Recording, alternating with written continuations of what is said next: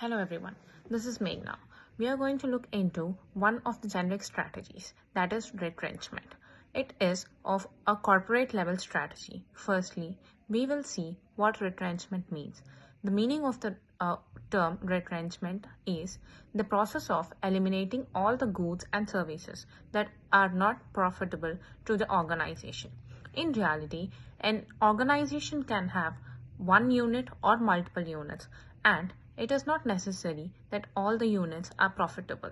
So let's say we have 5 units, and out of 5 units, 3 units are very profitable and the other 2 units are loss-making units.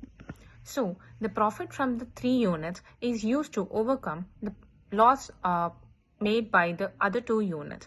This is done to stabilize the financial position of the organization and to gain the financial stability in the market. We reduce the operations of those 2 units. We revitalize it. So it is all about reducing or cutting down business operations to attain financial stability. Now, we are getting into the types of retrenchment. The types of retrenchment are categorized into 3 categories. That is turnaround strategy, and the second is divestment, and the third category is liquidation. Now, let's get deep into the meanings of these strategies. First is turnaround. Turnaround. It is a practice designed and planned to protect a loss-making company into a profit-making one. So that is, the sick organization is transformed into a healthier one. I'm taking an example of Netflix. In 2011, Netflix increased its subscription fees that resulted in deterioration of customer base. So the company fixed this loss-making decision by reducing its charges and transformed it into a profitable company and position. The second type of strategy in retrenchment is divestment.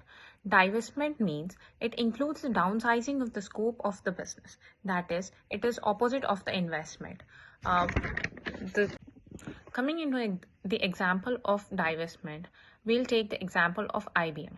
IBM divested a software which was not profitable to them. So they sold off the software which was not profitable to them.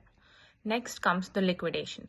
Liquidation is considered one of the unpleasant strategy to adopt by an organization. This is so because the whole business is winded up by selling all the assets. This might happen because of failure or continuous losses or obsolete technology or poor management. And there are various reasons for liquidation. Coming into the example, we have Kingfisher. The organization was showing off their originality, and their strategies and structures were very ill organized. So they were not stable. In spite of ill management, they undertook many mergers and acquisitions, and this led to liquidation of the business. According to me, any organization should be on par with the market. The customers' preferences are very dynamic nowadays, and it is the whole sole responsibility of the organization to become and to be a dynamic to sustain in the market. Now let's get into the advantages and disadvantages of retrenchment. The various advantages of retrenchment is reduced cost, improved efficiency, improved competitiveness, improves profits for shareholders, creates a strategy to survive economic downturn.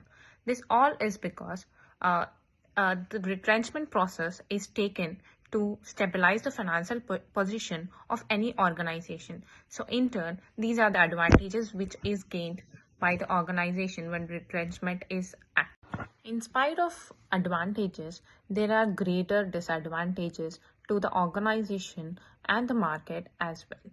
So the disadvantages are growth decline.